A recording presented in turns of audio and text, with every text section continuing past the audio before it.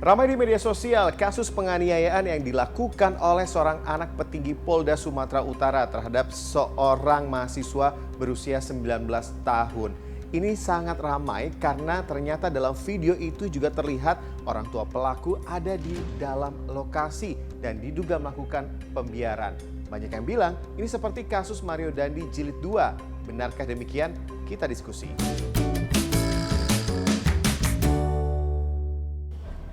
Ternyata kasus penganiayaan yang dilakukan oleh Aditya Hasibuan, anak dari AKBP Akhirudin Hasibuan, ini terjadi pada bulan Desember 2022 lalu. Korbannya adalah seorang mahasiswa bernama Ken Admiral yang usianya sama dengan pelaku.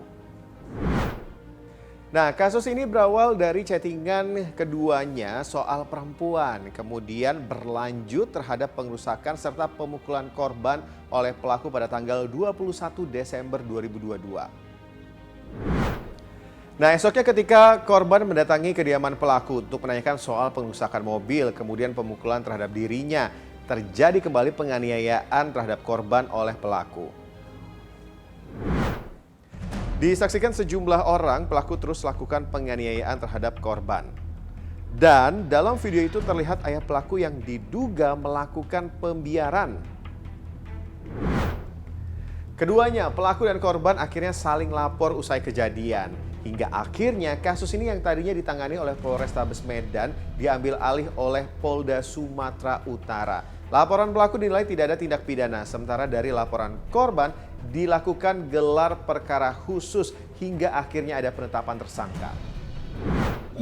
Hasil daripada gelar perkara khusus pada tanggal 25 April 2023 bahwa ditetapkan saudara AH sebagai tersangka dan akan kita lakukan upaya paksa yaitu penangkapan dan penahanan.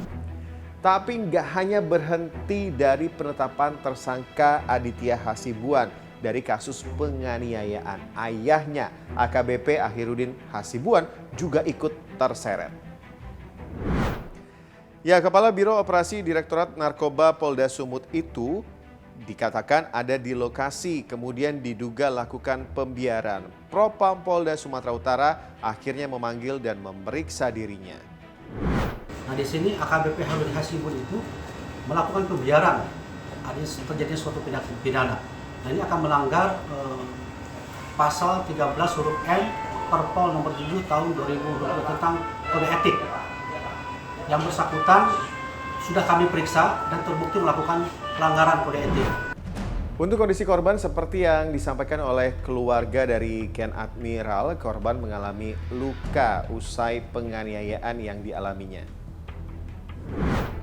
Banyak yang bilang kasus ini seperti kasus Mario Dandi Jilid 2. Nah, dari dua kasus yang ada, kasus Mario kemudian juga kasus saat ini Aditya Hasibuan. Ada yang komentar, anak-anak yang memiliki orang tua dengan posisi jabatan yang penting sepertinya tidak takut untuk bertindak sekalipun menganiaya orang. Meskipun tidak semua ya, tapi kenapa ya ada yang bisa seperti itu? Ya, penyebab utamanya karena kecenderungan untuk memamerkan mungkin agak kasar ya, untuk menunjukkan kekuasaan dan kekayaan kepada masyarakat luas. Ingin memperoleh pengakuan dari orang-orang sekitar bahwa mereka adalah orang keluarga yang layak untuk diperhitungkan. Lazimnya kekayaan dan kekuasaan itu diperoleh dengan tidak bermandi keringat, tidak bersusah payah, sehingga kurang menghargai orang-orang yang ada di lingkungannya. Itu tadi soal anaknya. Nah, sekarang soal ayahnya, AKBP Akhirudin Hasibuan, yang diduga melakukan pembiaran tindakan penganiayaan yang dilakukan oleh anaknya. Meskipun sudah diperiksa oleh Propam Polda Sumatera Utara, sebenarnya apa ancaman sanksi bagi seseorang yang diduga membiarkan tindakan penganiayaan, apalagi itu terjadi di depan matanya seorang polisi dan juga orang tua pelaku? Dalam konteks pidana, pertanggungjawaban itu sifatnya kan individu.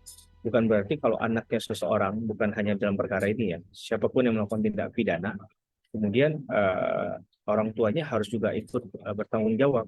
Kecuali memang ada bisa dibuktikan masalah terkait dengan penyertaan di dalamnya. Nah, misalnya ada turut serta, gitu ya, ada memfasilitasi sesuatu. Mungkin dalam pendalaman proses penyidikan itu bisa dimasukkan ke dalam pasal dalaming atau pasal penyertaan. Yang di dalam konteks ini ada dalam pasal 55 KUHP dan atau pasal 56 KUHP kalau dia masuk bicara tentang pembantuan. Tapi sekali lagi bahwa hal ini harus dilihat juga sejauh mana kontribusi dari yang bersangkutan terhadap tindak pidana yang dilakukan oleh anaknya tersebut.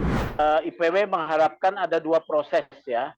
Proses yang pertama adalah proses pemeriksaan kode etik, ya. Kemudian yang kedua adalah bisa dikenakan tindak pidana, ya. Kalau terbukti bahwa ayahnya itu ngomporin, ya, ngomporin artinya kalau bahasa sehari-hari itu mendukung, dia bisa dikenakan pasal 55 ya, menyuruh, pasal 56 menyuruh ya.